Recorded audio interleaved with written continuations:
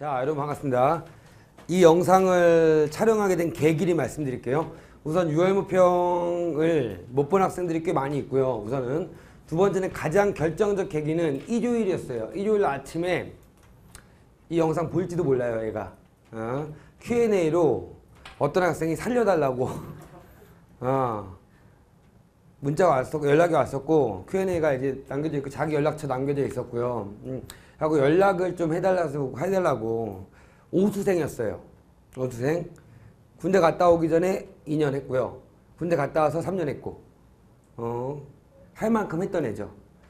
특히 비문학 강의를 10개는 들었대요.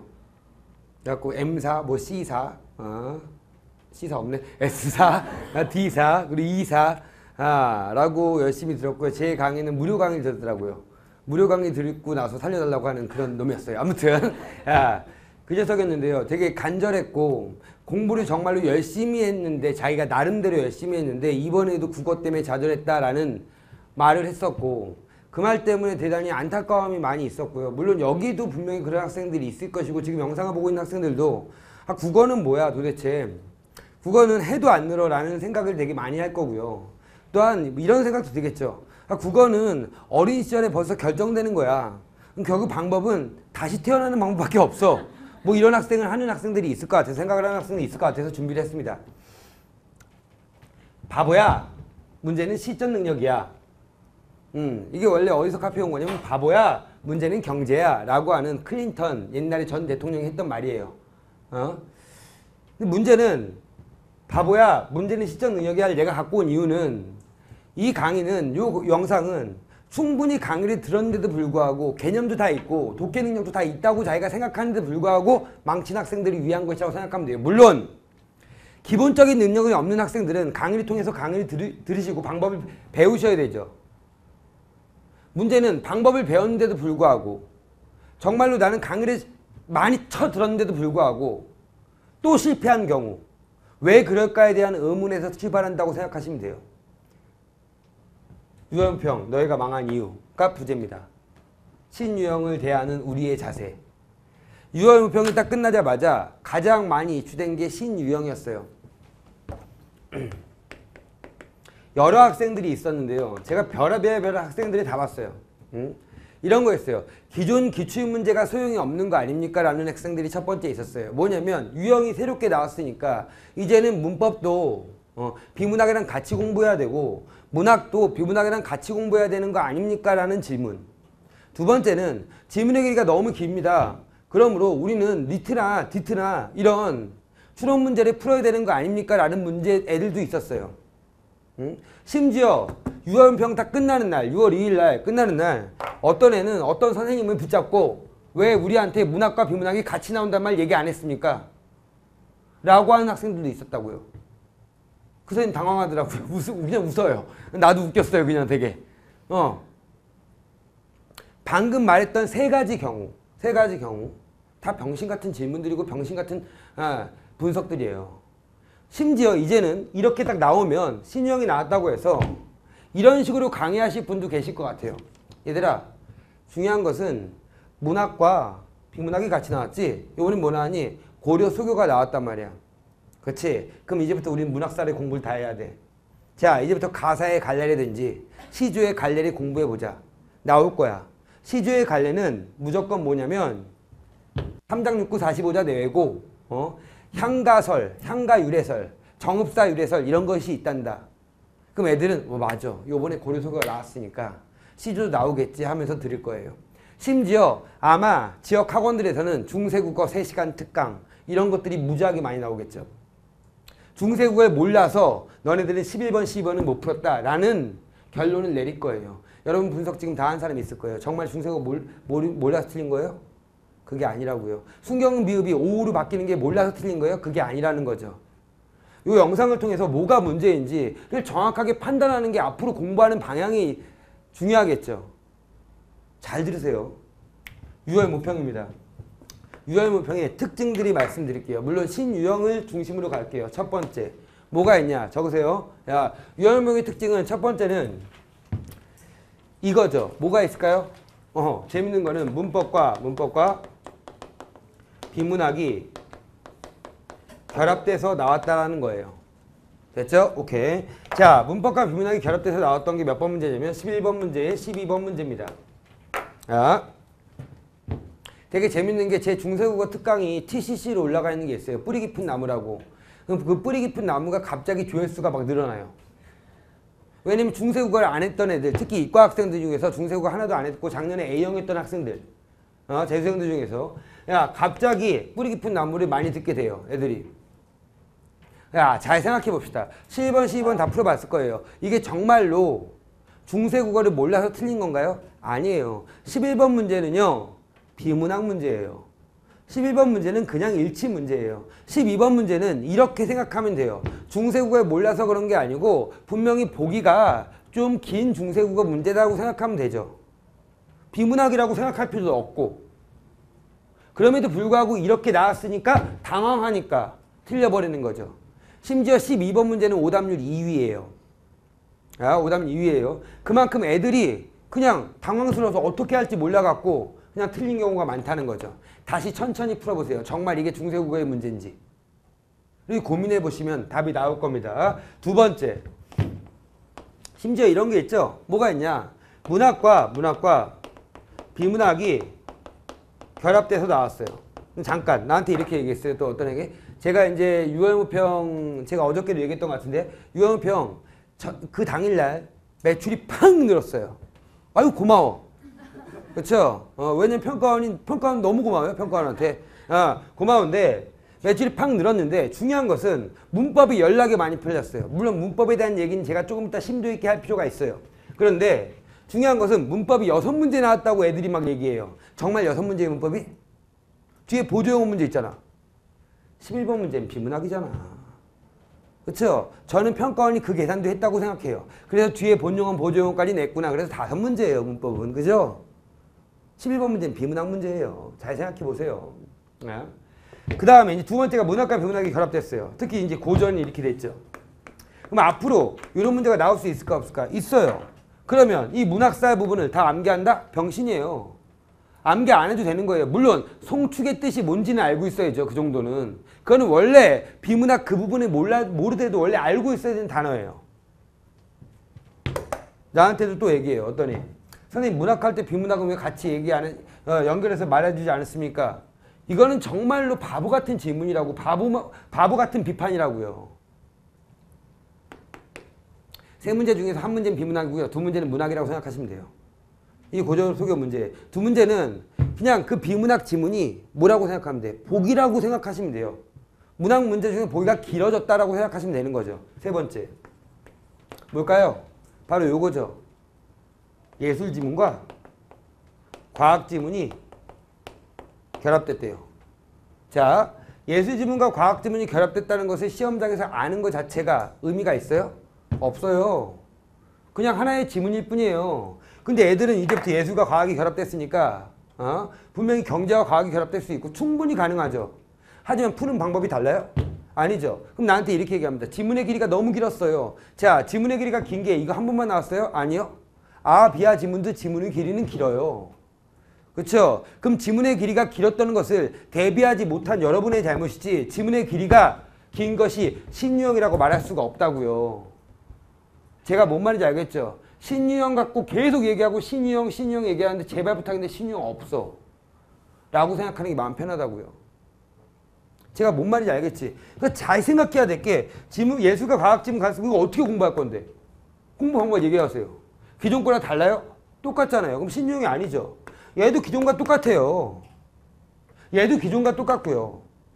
근데 이걸 신유형이라고 하는 거죠. 신유형이 나왔어. 기존의 기출문제는 소용이 없어. 제일 바보 같은 짓입니다. 아셨죠? 우선 세 가지 특징이 있었다는 것 정도만 알고 계시면 되고요. 그래, 이런 특징이구나. 얘 나는 이런 특징도 충분히 풀 수 있는 능력을 기르면 되겠다라고 생각하면 돼요. 됐죠? 오케이. 자, 수능국어 정복의 필수 능력 4가지가 있습니다. 이건 제가 하도 많이 얘기했던 거예요. 개념이 있어야 돼요. 두 번째, 독해 능력이 있어야 돼요. 세 번째, 문제 풀이력이 있어야 돼요. 네 번째, 실전 능력이 있어야 돼요. 자, 보세요. 개념, 강의 들으면 다 해결돼요. 장담하건대. 강의를 많이 들었던 학생들은 개념 때문에 문제가 생기진 않아요. 맞아, 맞아. 맞아요. 솔직히 청자가 있다 없다 이런 거 누가 못 찾아? 이제 다 찾지. 대꾸법 이런 거 다 찾아요. 비유법 다 찾고 이제 강의를 들으면 이거는 게임 끝이에요. 방동진의 무료 강의만 들어도 게임 끝이에요. 솔직히. 그럼 문제는 문제풀이법 몰라요? 다 알잖아. 일치 문제는 어떻게 푼다. 주제 문제는 어떻게 푼다. 그거 몰라서 점수가 이 모양이야? 그게 아니라는 거예요. 그럼 결국은 나머지 두 개가 있어요. 나머지 두 개는 뭐예요? 독해 능력, 실전 능력이에요. 독해 능력은 제가 말씀드렸지만 피나는 노력이 없으면 되지 않는다고 말씀드렸어요. 궁극의 비문학 훈련에서도 말씀드렸고 방법을 가르쳐줬으면 그 방법대로 그대로 연습을 해야 되는데 그대로 연습이 안 되니까. 내가 정말로 답답한 게 미안해요.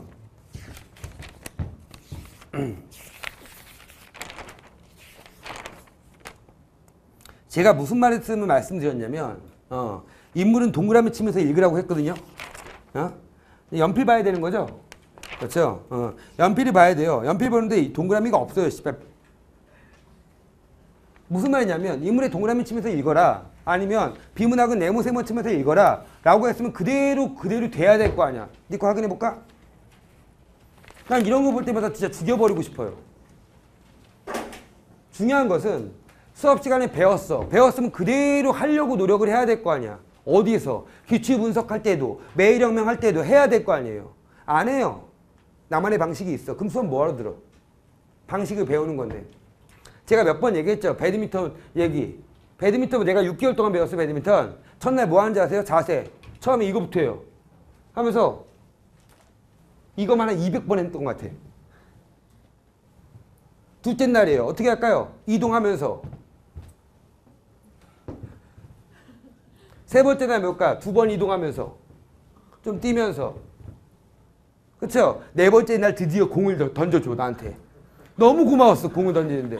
공을 딱 던져줬어요. 좋아. 내가 얼마나 연습해? 1000번은 더 연습했는데 이 자세를. 공 딱 와요. 그럼 공을 다시 이렇게 돼요. 이게 국어예요. 국어는 분명히 말씀드리는데 여러분 초등학교 5학년도 문제 풀 수 있어요. 이거. 읽을 수 있잖아. 한글이니까.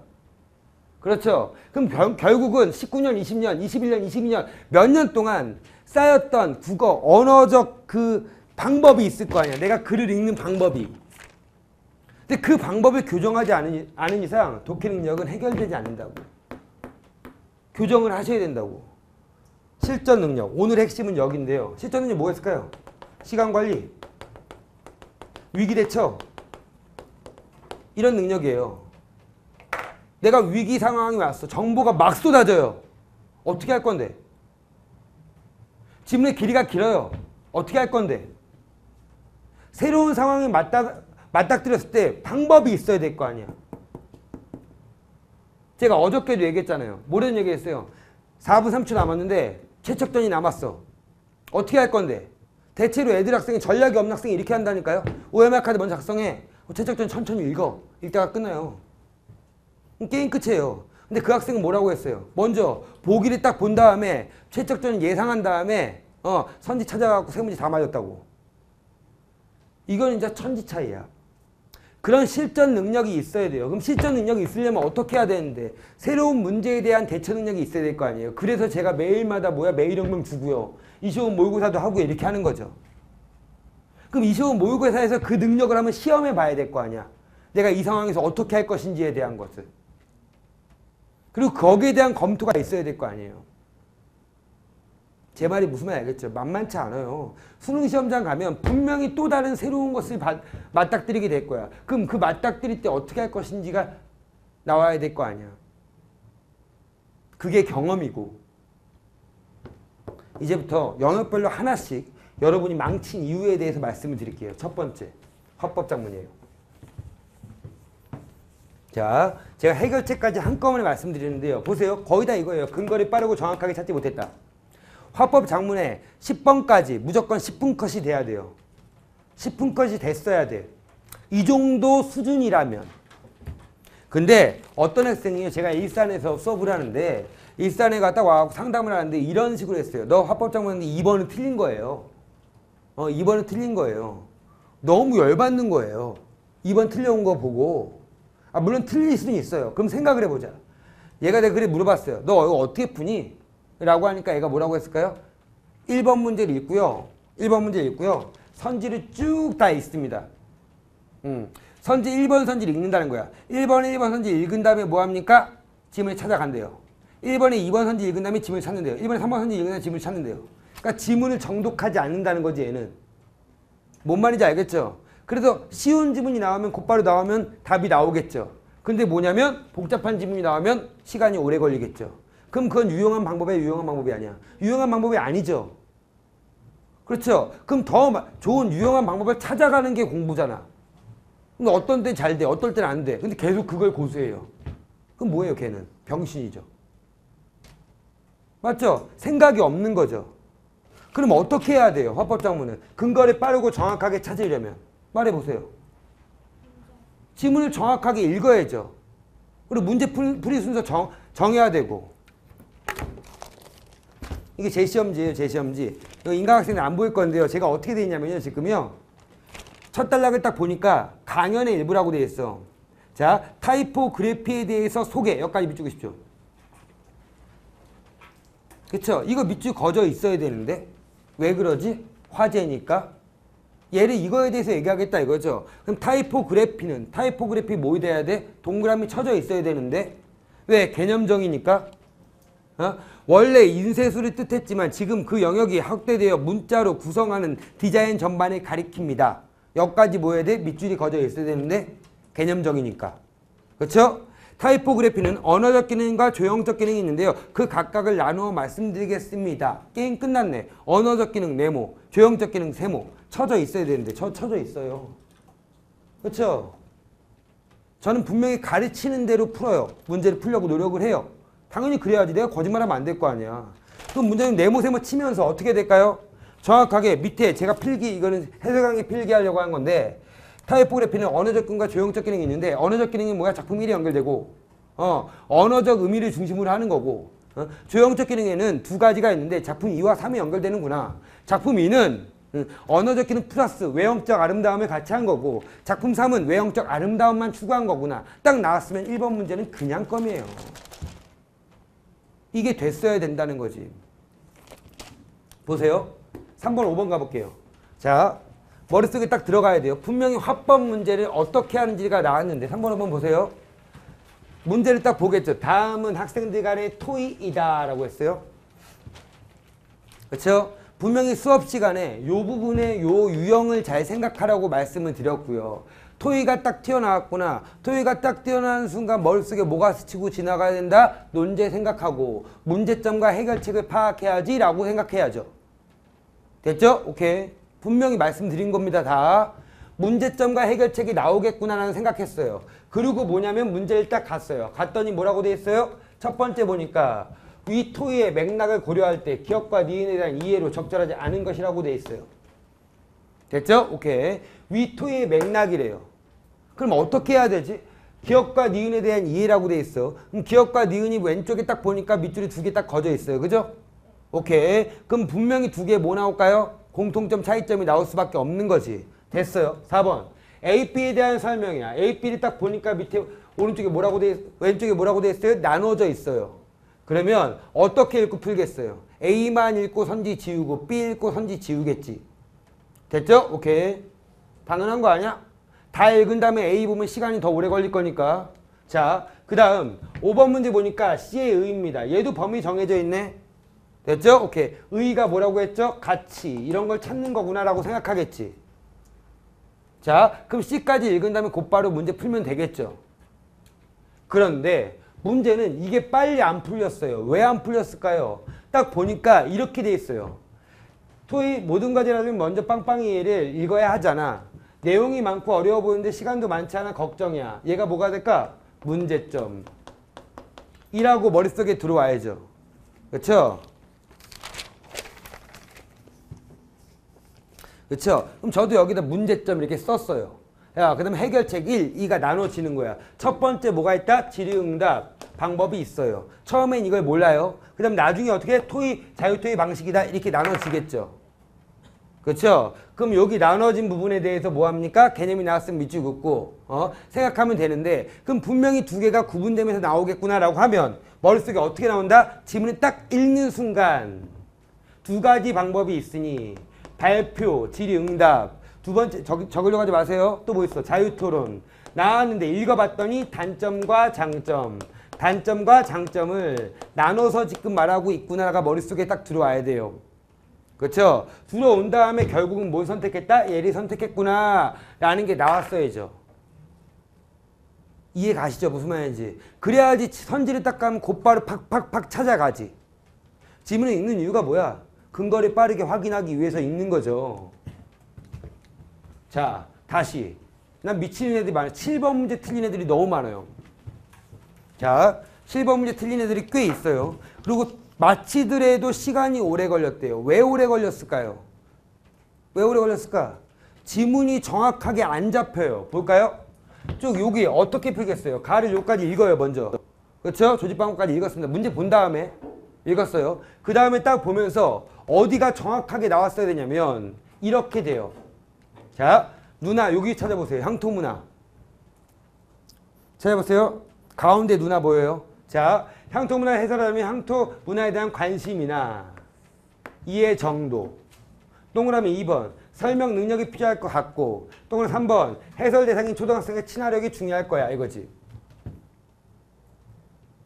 이게 정확하게 동그라미 1번, 2번, 3번이 나와야 돼요. 내가 분명히 수업 시간에 누누이 얘기했어요. 나열되면 번호 붙이라고. 그쵸? 오케이. 그러면 1, 2, 3번이 나눠져 있어요. 그러면 막 하면서 얘기합니다. 여러 가지 얘기하겠네. 그러니까 병신아 필요한 것만 써. 이거지. 됐죠? 동생이 뭐라고 합니까? 이렇게 되는 거죠. 동그라미 1번. 연구 동아리. 동그라미 2번. 보고서 발표대. 동그라미 3번. 보조교사 활동. 이게 머릿속에 딱 들어와야 돼요. 그래서 위에는 1, 2, 3번과 딱 연결되는구나가 딱 들어왔으면 7번 문제는 그냥 껌이죠. 근데 이렇게 안 들어오는 뭐야? 연락에 찾아다녀요, 계속. 무슨 말인지 알겠죠? 아무것도 아닌 문제를 지문을 꼼꼼하게 읽지 않고 지문을 정확하게 구조적으로 읽지 못해서 발생한 문제점이라는 거고. 그러면 다시 화법과 작문은 어떤 식으로 우리는 접근해야 될지를 이 유월무평 시험지 통해서 알 수 있어요. 어떻게 해야 된다고요? 지문을 어떻게 해야 된다? 정확하게 틀이 기억나야 된다 이거야. 지문의 틀이라는 것은 결국은 화제와 핵심 정보들이 무엇인지를 파악해야 된다는 것이죠. 그쵸? 이게 머릿속에 이 지문 무슨 내용이야? 라고 하면 선생님 이 지문은요. 타이포그래피에 대해 설명하고 있고요. 언어적 기능과 조형적이 나눠지고 있는데 장점, 단점을 나눠 설명하고 있습니다. 이게 나와야 된다고요. 근데 그게 없이 그냥 쭉 읽고 정보만 뭐 어떻게든 넣으려고 하니까 힘들어지죠. 제가 항상 얘기했죠. 기억이 나오려면 뭐가 있어야 된다? 틀이 있어야 돼요. 문법도 마찬가지 아니야? 문법 개념을 배웠어요. 막 엉켜있어요. 왜 엉켜있을까요? 틀이 없으니까. 두 번째, 뭐 하시라고요? 문풀. 문풀에 순서와 방법들이 정확하게 잡혀 있어야 돼요. 이 순서와 방법들이 잡혀 있지 않으면 여러분 게임 끝이에요. 자, 보세요. 8번, 9번, 10번 보세요. 자, 보세요. 8번 문제. 딱 보는 순간 뭐가 느껴져야 돼요? 예, 단락별로 읽으면서 해결해야겠구나가 느껴져야 돼요. 그렇죠? 9번 문제 어떻게 해결해야겠어요? 학생의 말이 바탕으로 예상조자에게 소나무 기증의 의의를 전달하고자 한다 이거구나. 그럼 이건 조건에 맞는 표현 문제구나. 딱 느낌이 오죠. 그럼 조건이 몇 개예요? 3가지구나. 학생의 말이 바탕으로 예상조자, 학생회장의 말이 동그라미 1번, 예상조자가 동그라미 2번, 소나무의 기증의 의의가 동그라미 3번이지. 근데 솔직히 얘는요, 예상조자 안 봐도 답이 나왔어요. 그렇죠? 되게 쉬운 문제였고요. 그 다음 10번 문제는 뭐야? 다 읽고 곧바로 찾아가야겠지라고 해야 돼요. 왜? 8번 문제를 읽으면서 푼다고 했으니까 10번 문제는 뭐야? 다 읽고 풀자라고 전략이 수정돼야 돼요. 8번 문제가 없다면 10번 문제가 어떻게 해야 돼? 읽으면서 풀겠죠. 무슨 말인지 알겠니? 이게 상황에 따라 달라져야 된다고, 방법이. 그 상황 대처 능력이 있으셔야 된다고요. 뭔 말인지 알겠지? 제발 부탁인데 기출 분석하면서 그런 것 좀 생각하라고. 문법. 오늘의 하이라이트 중 한 개예요. 내가 망한 이유. 문법. 자, 보세요. 선생님 문법이 유명해서 문법이 무지하게 지금 이 순간도 막 팔리고 있는데요. 문법이. 중요한 것은 뭐냐. 문법 강의를 안 들어서 개념이 하나도 없어서 틀렸다면 말이 내가 이해해요. 근데 개념이 있어요. 강의도 들었어요. 근데 문법은 틀렸어요. 맞잖아요. 뭐 다 맞았어요? 문법? 아니잖아요. 틀렸어요. 그럼 뭐가 문제인지를 이제 생각하고 앞으로 어떻게 대비할지 생각하면 되는 거야. 됐죠? 오케이. 그럼 보세요. 망한 이유 문법이에요. 중세국어. 애들이 게시판에 뭐 쓰냐면요. 막 뭐 별 얘기가 다 있어요. 어떤 선생님은 중세국어를 해주지 않았다. 어떤 선생님은 중세국어를 대충 했다. 다 병신들이라니까. 정말로 중세국어를 몰라서 틀리는 게 아니라고요. 11번 문제 볼까요? 11, 12번 문제 있죠? 문제 똑바로 보세요. 다음은 용언 활용에 대한 탐구활동 자료이다. 그럼 용언 활동 밑줄 딱 긋겠죠? 용언 활동에 대한 내용이구나. 자, 대화의 일과 대화의 일은 학생의 탐구활동이고 자료에 학생들이 수집한 학술 자료이다. 물음에 답하시오 이렇게 나왔어요. 좁다 높다 나왔어요. 불규칙 활용은 물어보구나 라는 게 딱 느껴졌어야 되는데 개념 배운 애들은 딱 11번 문제 보니까 위 탐구활동과 자료에 대한 이해를 적절하지 않은 것이에요. 됐죠? 다 몇 번이에요? 2번이죠? 솔직히 이건 일치 문제예요. 알았죠? 일치 문제예요. 알았죠? 다시 풀어보세요. 이거는 개념 하나도 없어도 풀 수 있는 문제예요. 알았죠? 물론 어간 이런 용어들이 알고 있다면 좀 더 빠르게 읽을 수 있겠지. 됐죠? 자, 12번. 12번 문제 뭐예요? 그 자료 보면 15세기 중요하면 자료에서 15세기 부분 찾아가서 풀면 되고요. 17세기 초기면 17세기 그 다음 단락에 가서 풀면 돼요. 그럼 어떻게 나냐면 두 개가 딱 남아요. 헷갈려요. 그렇죠? 헷갈리면 고온이 맞는 이유는 뭐예요? 맨 마지막에 두 줄에 있죠. 자료에. 그렇죠? 이렇게 하면 끝난다고. 근데 이거를 뭐야 딱 보니까 뭐야 이거. 나 이런 거 안 배웠는데? 이렇게 하면 망하는 거죠. 마음가짐이 얼마나 중요한데. 너 그렇게 생각했지? 이런 거 안 배웠는데? 막 하면서. 그렇게 하니까 시간도 오래 걸리고 차분하게 가면 충분히 읽으면서도 풀 수 있는 문제인데. 문제는 얘가 아니고요. 이거는 중세국어를 제가 얘기하려는 게 아니에요. 지금. 알았죠? 중세국어는 뭐 됐고요. 중요한 거는 바로 요거예요. 문법은 좀 얘기할 필요가 있어요. 문법은 애들은 중세국어에 필이 꽂혀 있는데 여러분은 중세국어에 필이 꽂혀 있으면 안 돼요. 그렇죠? 문법에서 2번 유월문평에서 가장 두드러진 특징은 뭐냐? 암기 부분이 많아졌다는 거야. 암기 부분이 많아졌다는 겁니다. 암기 부분이 많았다는 근거를 한번 대볼게요. 첫 번째 보시면 13번 문제예요. 오답률 3위 문제입니다. 이게 오답률 2위 문제고 알았죠? 3위 문제 요거예요. 요거요 생각보다 재밌어요. 자, 예전 같으면 어떻게 나왔냐면 얘가 보기 2가 될 것이고요. 보기 1에 뭐가 될 거냐면 표준발음법이 나왔을 거예요. 근데 표준발음법이 사라졌어요. 이 생각을 하셔야 돼. 그럼 표준발음이 사라졌다는 것은 막내라고 돼 있는데 이 중간 과정까지 우리가 다 알고 있어야 된다는 거지. 자, 그럼 나한테 이렇게 꼭 물어봅니다. 막 내라고 돼 있다면 첫 번째 뭐부터 될까요? 막 내가 되고요. 그 다음에 막 내가 된다는 거죠. 자, 근데 이거를 못하겠어요. 왜 못하냐면 이렇게 되죠. 선생님, 그럼 겹받침의 발음들을 다 외워야 되나요? 라는 질문이 나한테 들어와요. 이해가요? 무슨 말인지? 겹받침이 어떻게 발음되는지가 무지하게 복잡하던데 그걸 다 외워야 되나요? 리을기억은 기억으로 발음된다.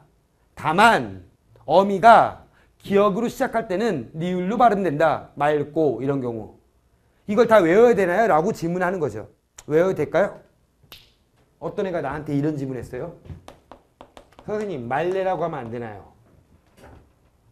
이게 기억이 아니고 이게 기억이 아니고 리을로 하면 안 되나요? 그럼 내가 뭐라고 할까? 안 돼, 병신아. 이렇게 얘기하겠죠. 이렇게 되면 뒤에가 뭐가 돼야 돼요? 말레가 되겠죠. 뭐가 돼서? 유마가 돼서. 됐죠? 오케이? 이게 비음화가 됐다는 것은 절대로 리을로 되지 않겠다는 걸 우리가 추론할 수 있어야 돼요. 여기까지 가셔야 된다는 거지, 이제는. 그러면 암기할 게 되게 많아졌다는 거죠. 물론 요거 딱 보면 얘 어떻게 될까요? 먼저 낫일은 첫 번째 낫, 일이 되겠죠. 그 다음에 낫, 닐이 되겠죠. 그 다음에 난, 닐이 되겠죠. 이건 제가 혼입을 할 때 반이랑 할 때 맨날 했던 거예요. 제일 먼저 나오는 게 뭐다? 대표음화가 먼저 나오고 그 다음에 니은 첨가가 먼저 나오고 그 다음에 뭐야? 비음화나 유음화가 먼저 나온다. 그렇죠? 이거는 하도 많이 했던 거예요. 딱 보세요. 나는 이 문제 틀린 학생들이 정말 이해가 안 가요. 왜 이해가, 뭐야 선생님 어렵다면서요. 예전 것 같지 않다면서요. 그래도 이해 안 가요. 왜 이해 안 가? 솔직히 모르면 내가 뭐라고 했어요. 별표 치라고 했죠. 분명히. 나 모르겠어. 별표 쳐. 근데 솔직히 5번 선지 보니까 뭐야 이거. 축약이죠. 히읗과 지읒 합쳐서 치읒 되는 거. 여기 축약 있어? 없잖아. 그럼 5번 하면 되잖아요. 아닌 거 갖고 풀면 되잖아. 너 그렇게 했지? 이렇게 하면 돼요. 근데 왜 이 생각을 못하냐고. 분명히 모르겠으면 별표 치라고 했는데. 내가 판단할 수 없다면 별표 치라고 했는데. 이게 순간의 그 선택이 얼마나 중요한지를 여러분이 생각해야 된다고. 물론 지금 우리 해결책까지 따져야 되니까 암기 분량이 뭐라고요? 많아졌다고요. 문법이. 그럼 저한테 딱 질문하겠죠. 방동지 선생님은요. 문법 시간에 분명히 암기할 것과 이해할 것을 구분해 주셨습니다. 근데 선생님이 이해만 해도 된다는 것이 6월 모평에도 나오기 시작했습니다. 이제 어떻게 하실 건가요? 그쵸? 어디까지 암기해야 되나요? 라는 공이 저한테 던져졌어요. 그렇죠? 그럼 저도 거기에 대해서 대비를 해야 될 거 아니에요? 첫 번째 방법, 7월 달에 새로운 문법 강좌를 깐다. 그렇죠? 까기로 했어요. 그래서 문법 종결자를 미리 개강하기로 했어요. 원래 추석 때 했는데 애들이 하도 해달라고 해갖고. 두 번째 암기 분량이 많아졌는데 어디까지 암기해야 되는지에 대한 선생님의 가이드가 있습니까? 라고 해서 연락을 찾아봤죠. 어디까지 암기해야 될 것인지에 대한 답이 딱 나오더라고요. 어디까지일까요? EBS에 언급된 것까지 라는 답이 나왔어요. 왜냐하면 봤더니 EBS 문제를 봤더니 비통사적 합성어도요 나와 있고요. EBS의 문제를 봤더니 바로 요거 13번 문제랑 거의 비슷한 문제가 나와 있어요. 그러면 이제 EBS 문제를 딱 보고 거기에 있는 개념들은 내가 더 많이 암기시켜 줘야겠구나라고 저는 이거 극비인데 이거 TCC 다 알겠네. 아무튼 그런데 그거를 봤다 이거죠. 그럼 다음부터 저는 그렇게 강의를 하겠죠. 제가 무슨 말인지 알겠죠. 아무튼 EBS의 그런 문제를 다 풀어봐야 되나요? 풀어보면 좋죠. 알았죠? EBS 화작문이 있으니까. 만약에 시간이 없다 그럼 뭐야? 내 강의 들어야죠. 왜 갑자기 조용해지지? 아무튼 야 문법입니다. 중요한 것은 자 이제부터 그러면 선생님 EBS 언급하는데요. 이걸 모르는 상황에서는 어떻게 공부해야 될까요? 첫 번째 분명히 TCC 들은 학생들은 다른 선생님의 문법 강의 들은 학생도 있고요. 제 강의를 들은 학생도 있을 거예요. 먼저 강의를 들었다면 개념을 한번 뭐 하셔야 돼요? 총 복습하셔야 돼요. 복습하셔야 되고요. 두 번째는 물론 제 더 이상의 문법은 없다는 누구보다 자세한 강의지만 뭐가 있냐? 내가 문제를 풀고 있었어요. 문제를 푸는데 모르는 개념이 나왔어요. 예를 들어서 의문문적 이형태 이런 개념이 나왔다고 쳐봅시다. 나 보세요. 의문문적 이형태 알아요? 의문문적 이형태 들어봤어요? 뭐예요? 형태만 다르고 기능과 의미가 같은 거? 이가, 을을 이런 거야. 알았지? 의시시 이런 것들이에요. 근데 솔직히 제가 이거 암기하란 말 안 했거든요. 그건 이해만 해라 이렇게 나왔단 말이야. 근데 만약에 모르는 개념이 문제 풀 때 매일형문 풀 때 나왔어요. 만약에 기출분석할 때 나왔어요. 그럼 어떻게 해야 돼요? 꼭 필기노트를 찾아보셔야 돼요. 필기노트. 제 강의 수강생 필기노트 아니면 교재. 각각의 선생님의 교재를 찾아보는 거죠. 찾아봐서 한 번은 더 뭐 하셔야 돼요? 머릿속에 눈으로 익히셔야 돼요. 뭔 말인지 알겠죠? 그쵸? 오케이. 이렇게 하시고요. 이것만 갖고 만약에 안 된다라고 하면 문법 종결자 강의 들으시면 돼요. 알았죠? 야, 문법은 무조건 개념이 있어야 되고요. 문제는 이렇게 됐어요. 14번 문제를 보세요. 이것도 오답률이 높았거든요. 14번은 정답이 56%예요. 자, 솔직히 주어를 누가 몰라? 조사를 누가 몰라요? 다 알아요. 이런 거 이제 애들은. 강의 들은 학생들은 다 안단 말이에요. 근데 문제는요. 관영들 아는 문장 이것도 알아요. 강의 들어갔고. 근데 문제를 틀려요. 얘는 왜 틀릴까요? 적용 능력이 안 되는 거죠. 개념만 알고 개념이 선지화되지 않는다는 거지. 위에 있는 보기 내용이 선지로 갔을 때 적용이 안 돼요. 그럼 먼저 뭐부터 잘 돼야 돼? 보기부터 충실히 읽으셔야죠. 자, 보기 읽으니까 뭐라고 돼 있어요? 관현절 아는 문장이라고 했는데 완결된 문장으로 하니까 A, B, C가 됐다 이거야. 관현절 아는 문장 자체가. 그럼 여기부터 여기까지가 뭘 꾸며줘요? 동생. 여기부터 여기까지가 뭘 꾸며주죠? 책. 이렇게 되죠. 여기부터 여기까지가 뭘 꾸며주죠? 도서관을 꾸며줘요. 그럼 앞에 있는 가로 부분이 뭐가 되는 거야 지금? 관현절을 아는 문장이 되는 거죠. 됐죠? 오케이? 안긴 문장이 되는 거죠. 그러면 얘를 어떻게 한다고요? 동생이라는 거니까 얘가 주어구나. 그럼 요를 옮겨보라는 거지. 됐죠? 오케이? 마찬가지로 책을 여기로 옮기니까 뭐가 돼? 목적어가 되고 여기로 옮겨서 완성된 문장을 만드니까 뭐가 된다? 부사어가 된다는 거죠.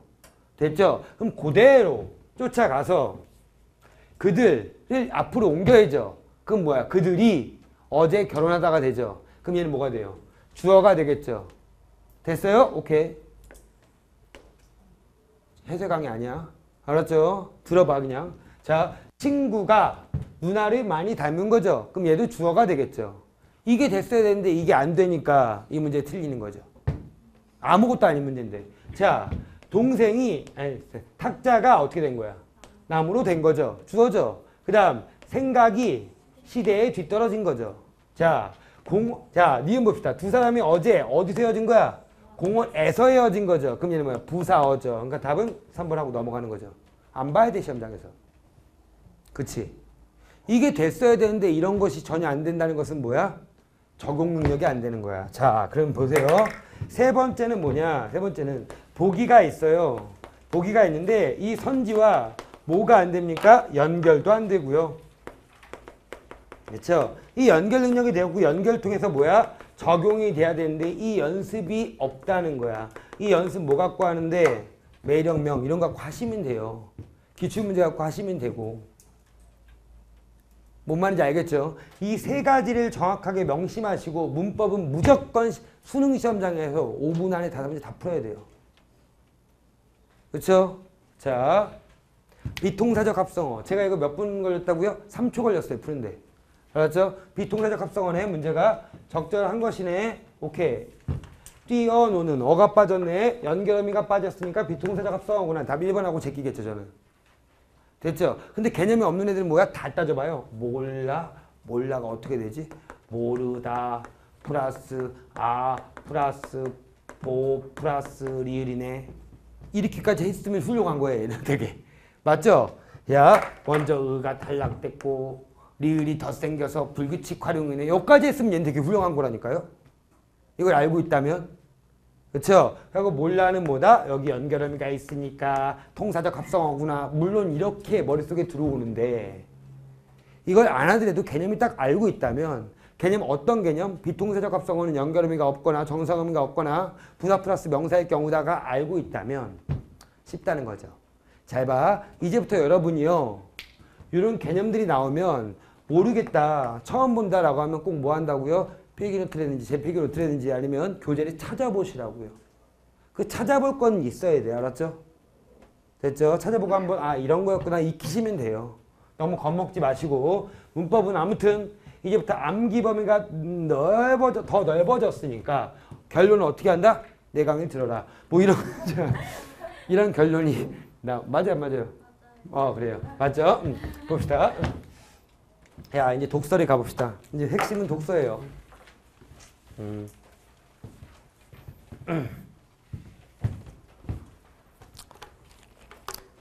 물론 순서를 어떻게 풀었을지 모르겠지만 뭐 문학 푸는 학생도 있고요. 화장문부터 푸는 학생도 있고 여러 가지 학생이 있겠지만 뭐부터 풀었어요?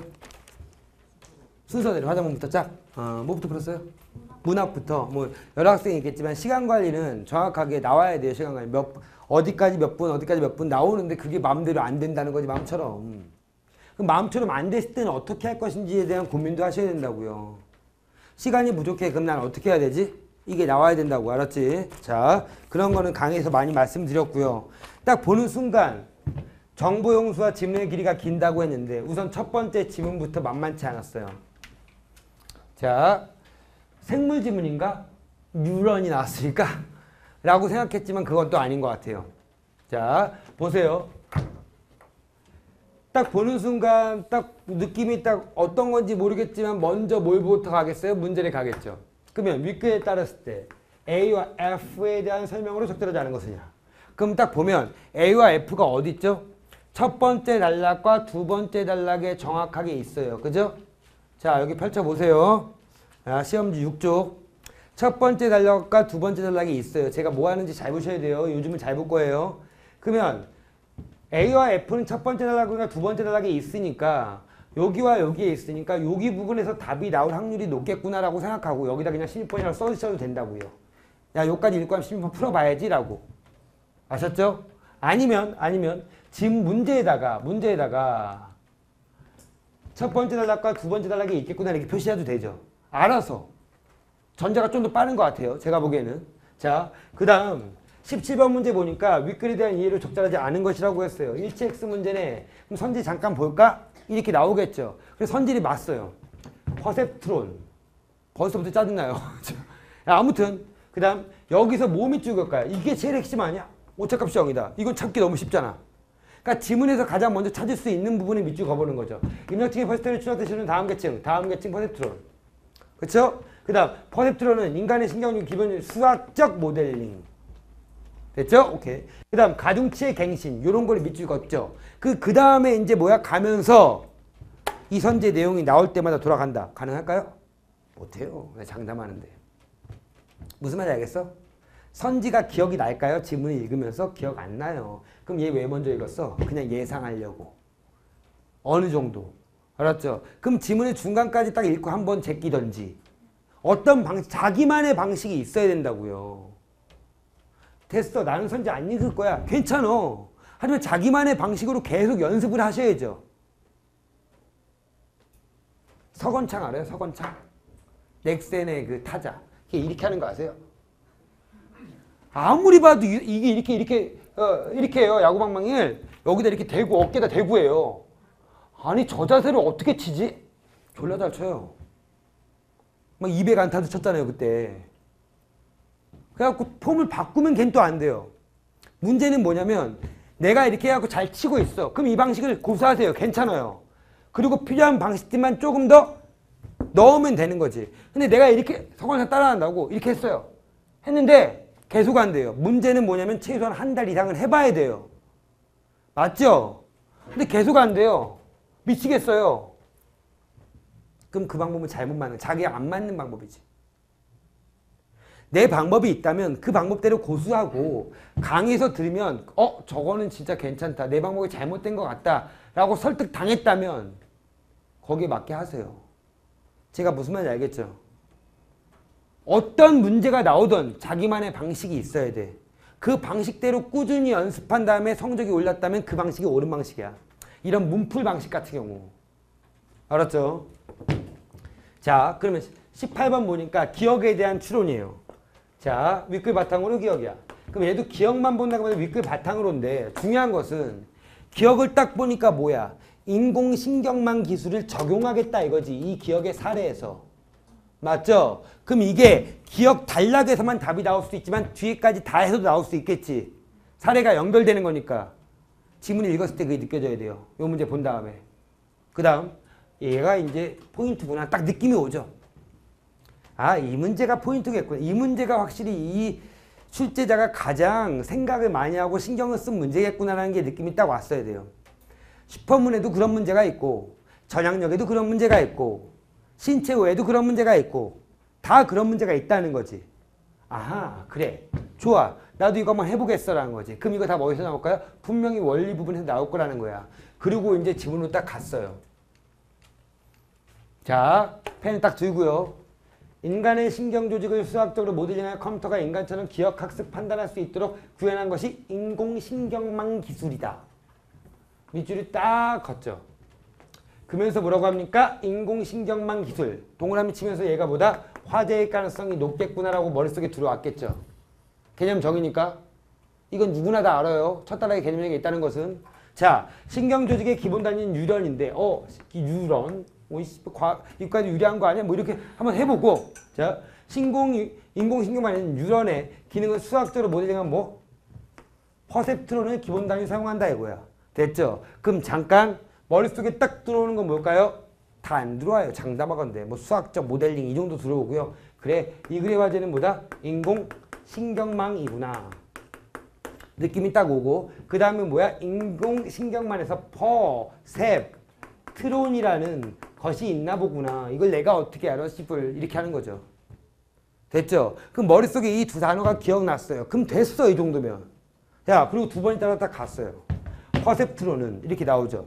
자, 입력값을 받아들이는 여러 개의 입력단자와 이 값을 처리하는 부분, 처리된 값을 내보내는 한 개의 출력단자로 구성되어 있다. 공부가 되고 시점 연습이 잘 되는 애들은 머릿속에 무조건 이게 됩니다. 뭐가 될까요? 동그라미 1번. 됐죠? 오케이. 그 다음 동그라미 2번. 그 다음 뭐야? 동그라미 3번. 그리고 머릿속에서, 몸속에서 이렇게 반응해요. 이거 다 기억 못하겠구나. 반응해, 안 반응해? 난 무조건 반응해요. 그럼 뭐다? 이 부분은 퍼셉트론의 구성 요소가 있는 부분이구나 라고 생각하고 넘어가야죠. CD 지문과 너무 비슷하지 않아? 그럼 느낌이 오는 거야. 내가 CD 지문에서 정보량이 무지하게 많았던 지문을 내가 해결해 본 적이 있어. 그럼 그 CD 지문에서 내가 어떻게 했지를 생각하는 거지. 분명히 구성 요소에 대한 문제가 나왔어. CD 지문에서도. 여기도 뭐야? 나왔어. 몇 번이야? 16번이죠. 느낌이 딱 왔어야 돼. 자, 보세요. 퍼셉트론은 각각의 입력단자에 할당된 가중처리 입력값의 곱한 값들을 모두 합하여 가중합을 구한 후 오메. 여기서부터 애들은 미치고 머리가 하얘지고 시작하고 미쳐버려요. 그냥 가는 거야. 가중처리 입력값 곱한 값을 뭐야? 가중합이라고 한다구나. 자, 임계치보다 가중합이 작으면 0. 그렇지 않으면 1이라고 출력값을 내보낸다고 딱 읽는 순간 뭐야? 이거 시험에 나오겠네? 머릿속에 나오는 거 느껴지지? 왜? 원리 부분이니까. 근데 이거 무조건 내가 기억하고 싶어. 그리고 이거 중요한 것 같아. 그럼 여기서 잠깐 멈추면서 무슨 생각을 해야 될까요? 분석할 때는요. 이거 어떻게 기억하지? 솔직히 내가 가중합이 여기 있는 걸 알고 있어야 될 텐데. 라는 사고가 나와야 된다고. 그럼 어떻게 할까? 자신 없어. 적어.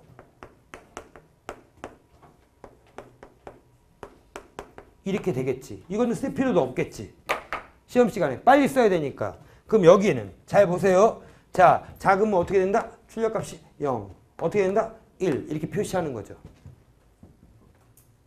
됐어요? 무슨 말인지? 빠르게 찾아가기 위해서는 뭘 한다?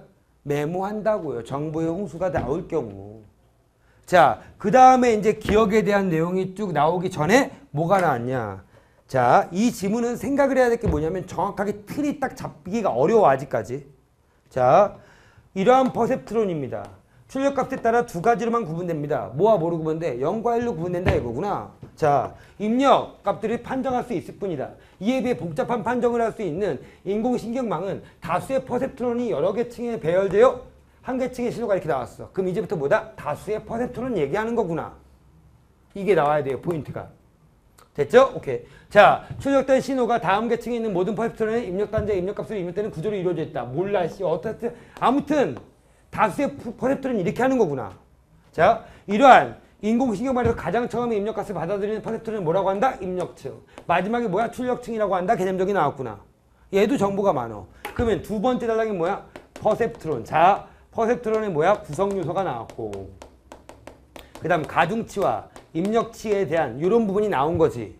그 다음 세 번째 단락 뭐야? 다 몇 개 이상 다수의 퍼셉트론에 대한 거. 퍼셉트론. 그죠? 오케이. 그 다음에 뭐 입력층과 출력층에 대한 내용이 나왔구나 정도.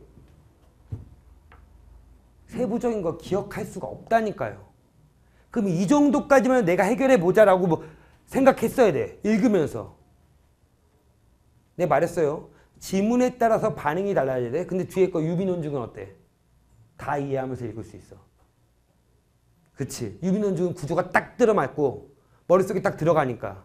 자, 여기까지 가서 애들이 뭐라고 하냐면 다 지문과 화제가 있으면 이게 정확하게 연결이 안 된다고 느껴져요. 그 다음에 이제 네 번째 단락 딱 가니까.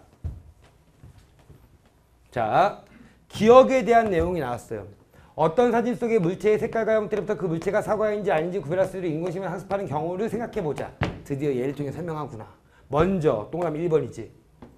됐죠? 오케이. 학습을 위한 입력값들, 즉 학습 데이터를 만들어야 한다. 이렇게 나온 거죠. 됐죠? 오케이. 학습 데이터를 만들기 위해서는 그럼 동그라미 2번이야? 아니죠. 그럼 1번에 대한 뭐야? 세부적인 특징들이지. 그래서 어떻게 했어요? 기억이라고 저는 잡았어요. 자, 사과 사진을 준비하고 니은. 사진에 대한 특징은 색깔과 형태를 수치화해야 한다. 됐죠? 이 경우라고 돼 있어. 그럼 수치화해야 되는 경우야. 모르겠어. 그냥 디귿 가도 돼. 알았지? 그러면 잘 보세요. 네 번째 단락. 뭐 한다고요? 입력값을 학습 데이터를 만든다 이거죠. 입력값 만들기야. 만들기에 특징들이 기억부터 한 미음까지 있어요. 됐어요? 그 다음 5번째 단락 가니까 드디어 뭐가 나와요? 과정이 딱 정해지죠. 학습 단계가 나오고 그 다음 무슨 단계야? 판정 단계가 나오는구나 이거죠. 학습 단계에서 가장 핵심은 뭐야? 기억해야 될 거. 가중치, 갱신 이 정도까지만. 판정 단계는 뭐야? 입력값 만들 때 변별적 특징을 잘해서 만든다. 여기까지죠. 무슨 말인지 알겠어요? 그럼 중요한 부분과 중요하지 않은 부분을 따질 수 있는 능력이 돼야 되고 결국은 비문학은 머릿속에 돌아온 다음에 16번 문제 보면 찾아가는 거지. 17번 문제 찾아가는 거지. 하지만 이게 안 된다? 못 찾아가. 장담하건대. 그럼 어디까지는 가야 돼? 여기까지는 머릿속에 들어와야 돼요. 자, 두 번째 17, 18, 19번이 그렇게 푸시면 되고요. 이거는 23번 요 문제 5답 1위 문제예요. 어떤 개새끼 문제 맞죠? 오케이. 이거는요 제가 말씀드릴게요. 이거 무슨 문제랑 비슷할 것 같아요. 저는 딱 이거 보는 순간 느꼈어요. 기초 분석을 많이 하는 사람은 느껴져요. 본질주의와 반본질주의라는 게 있어요. 본질주의와 반본질주의의 사례 찾기 있죠. 뭐가 있을까요? 가위, 칼 기억나요? 그거랑 너무 비슷해요. 문맥적으로 따지는 거예요. 이것도 문맥적으로 따지면 돼요. 결국은 인간이 있고 실험동물이 있는데 적으려고 하지 마세요. 그냥 머릿속에 딱 제가 느낀 거를 해볼게요. 둘이 뭐야? 유사성이 있어요. 그렇죠? 실험동물에서 어떤 특징을 찾았어요. 그렇죠? 이 특징을 어디다 적용한다는 거야? 인간에게다 적용하겠다 이거죠. 됐어요? 오케이. 그럼 인간에다가 이 특징을 통해서 뭐 한다? 추론하겠다 이거예요. 애들이요 비슷하게 생긴 것 같고 2번, 5번 다 잡았어요. 다는. 여기까지는 다 됐다고요. 그럼 이제 왜 A가 간지를 확인해 봐야 돼요. A가 뭐예요? 실험동물이죠. 그럼 A가 왜 갈까? 어떤 개는 몹시 사납고 물려는 버릇이 있다. 나는 공원에서 산책을 하다가 그 개와 비슷하게 생긴 다른 개를 만났다. 됐죠? 오케이. 다른 개를 만났대요. 이 개에도 사납고 물려는 버릇이 있을 거라고 추측했다. 이거예요. 알았죠? 뭘 바탕으로?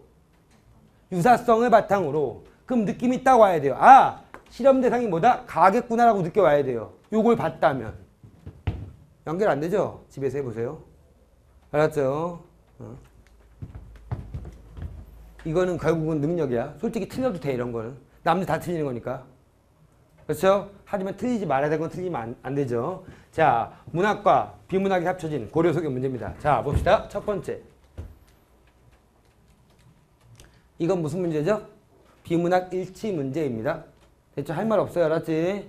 자, 이건 무슨 문제일까요? 결국은 보기제시형 문제와 동일한 문제의 형태예요. 문학에서 그지? 27번 문제도 볼까? 보기제시형 문제와 동일한 형태의 문제입니다. 됐어요? 그런 식으로 했다면 아무것도 아닌 문제죠. 자, 문제는 이 지문이죠.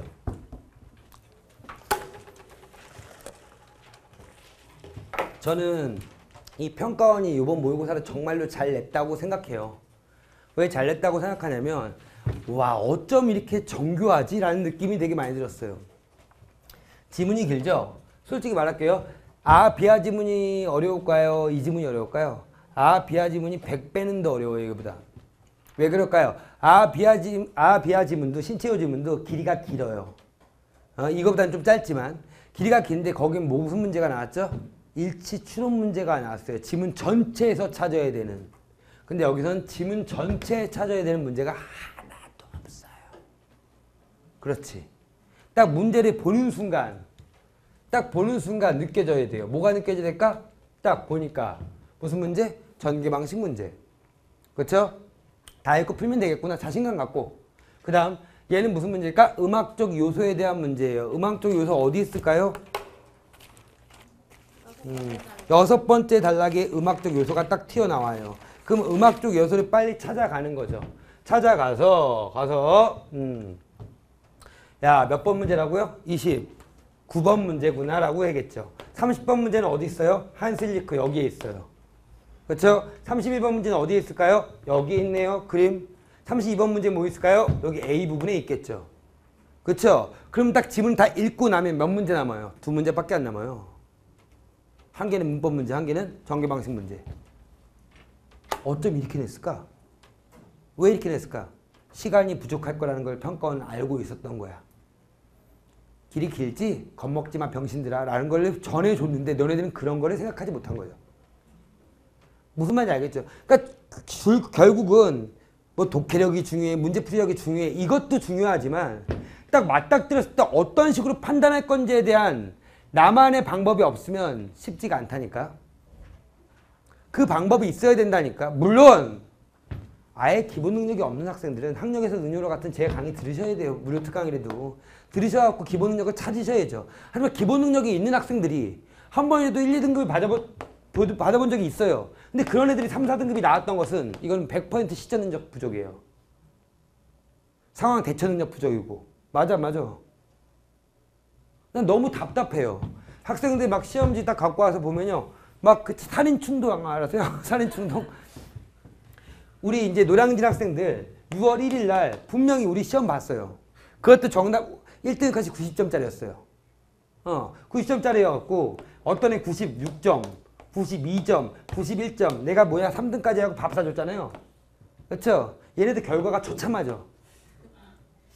분명히 이때는 잘 봤는데 왜 이때는 못 보냐 이거지. 왜 그럴까요? 상황 대처 능력이 부족한 거예요. 무슨 말 알겠지? 나는 여러분이 공부를 열심히 했다면 성적을 잘 나오기 바래요. 그렇잖아. 공부를 안 했으면 성적 안 나와야지. 그건 나중 얘기지. 공부 열심히 하란 말을 해야지 그때는. 근데 공부를 열심히 했는데 불구하고 아까 그 오수생처럼 드릴 거 다 들었고 정말로 뭐야 저는 다 해봤는데 왜 안 될까요? 라고 한다면 그거는 뭔가 다른 문제겠지. 그 문제를 생각해 보라고. 자 보세요. 독서예요. 독서 지문은요. 우선은 포인트는 몇 가지가 있지만 첫 번째는 정보의 홍수가 나올 경우에 정보의 홍수가 나올 경우 어떻게 하냐면 우선은 메모라는 방식을 가르쳐 드렸어요. 됐죠? 근데 메모 전에 제가 아까 합법작문도 얘기했지만 요 지문을 잘 보시면요. 되게 재밌는 현상이 발생해요. 여기 보세요. 다시 한번 여기 갈게요. 여기 보세요. 여기. 첫 번째 단락을 딱 보면 저는 어떻게 했냐면 첫 번째 단락에 분명히 여기다가 번호를 붙였어요. 동그라미 1번, 2번이라고. 첫 단락에. 어디에다가? 여기에다가. 1번. 동그라미 2번. 솔직히 이런 식으로 첫 단락이 끝나는 기출지문은 매우 많아요. 그죠? 의문형으로 나오는 거. 그럼 딱 나왔으면 분명히 방동진이 비문학생이 뭐라고 했냐면 여기에 대한 뭐가 있을 거라고 뒤에? 답이 있을 것이다. 이 답이 뭐야? 핵심 정보다 라고 얘기를 했어요. 맞죠? 오케이. 그럼 1번 문제가 나왔는데요. 지문을 딱 읽을 때 너는 무슨 생각하냐면 아무 생각이 없어요. 자, 심벌지보다 듣기 좋다고 생각한다. 그럼 뭘 느껴야 돼? 여기와 연결이 돼야지. 연결 안 돼요. 이것만 그냥 파묻혀 있지. 그 다음 뭐냐면 이 중에 전자를 고르는이라고 하고 후자를 시끄러움이라고 한다. 그럼 답 나왔죠? 뭐라는 거야? 듣기 좋은 소리만 만들어져요? 아니죠. 시끄러운 소리도 나온다는 거지 벌써. 맞죠? 그럼 계속 뒤까지 쭉 보니까 뭐냐면 뭐 불협화음, 협화음정, 불협화음 음정 이렇게 나왔죠. 그 다음 마지막 5번에 따라 여기 딱 보세요. 밑 찍어보세요. 이거죠. 이게 답이죠. 아름다운 음악은 단순히 듣기 좋은 소리가 연이어 배열한다고 해서 만들지 않는다. 그렇죠? 이 생각 했냐고요. 내가 분명히 이 생각 하라고 했는데. 그 다음 뒤가 뭐가 되는 거야? 동그라미 2번에 대한 답들이 나오는 거죠. 정보 홍수에서는 메모가 핵심이고요. 두 번째는 뭐냐면 첫 단락의 화제를 통해서 지문에 뭘 잡는다고요? 틀을 잡으셔야 된다고요. 물론 여기서는 화제에서 틀 안 잡아도 풀렸어요. 다 문제가. 알았죠? 지문이 딱 끝나면 이 지문은 첫 단락에서 두 가지 질문을 던진 다음에 두 번째 단락, 세 번째 단락, 네 번째 단락에서 첫 번째 단락에 첫 번째 질문에 대한 답이 나왔고 이게 나와야 된다고요. 이 연습을 하시라고요. 똑같이 아까 화법 작문처럼. 두 번째 보세요. 마찬가지로 뭐 하셔야 돼요? 문제풀이 순서가 정말 중요하다는 걸 알게 될 거예요. 순서와 방법이 중요하고 시간이 부족하려면 어떻게 해야 될 건지가 딱 나와야 되고 다시 한번 얘기하지만 중요한 부분과 중요하지 않은 부분을 구별할 수 있어야 돼. 중요한 부분은 이런 거예요. 개념, 뭐 과정, 원리 이거 누구나 다 알아. 그렇죠? 그럼 그걸 어떻게 정보를 처리할 것인지에 대한 고민을 하셔야 된다고. 아셨습니까? 겁먹지 마세요. 비문학. 어차피 이번 수능도 비문학에서 결정될 것이지만. 알았죠? 꾸준히 연습을 하셔야 된다고요. 연습하시면 아 이런 거 어떻게 해결할까? 이거 어떻게 할까? 이 생각을 하시라고요. 문학. 여기 갑시다.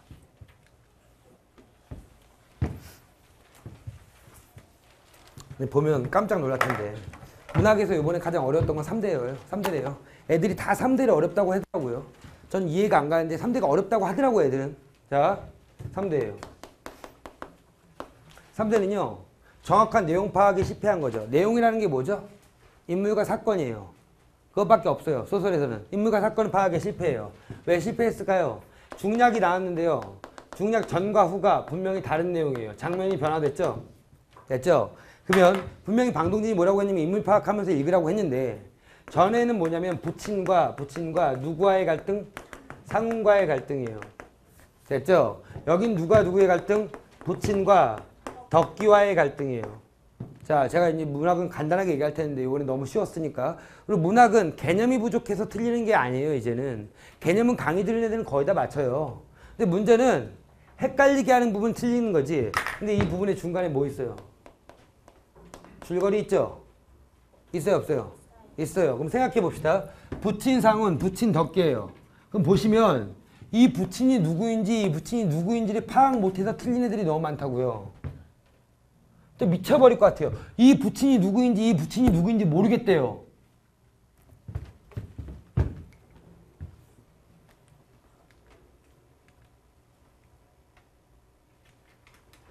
중요한 부분 줄거리. 이거 보여요? 이거 왜 써줬는지? 덕기의 뭐? 조부. 소름 돋지 않아? 출제자가 써준 거야. 니네 헷갈릴 거야 아마. 그러니까 덕기의 조부다. 조의관은 써준 거죠. 아, 조의관은 뒤졌구나. 맞죠? 그럼 여기서 붙이는 의관이야? 뭐 전기성이야?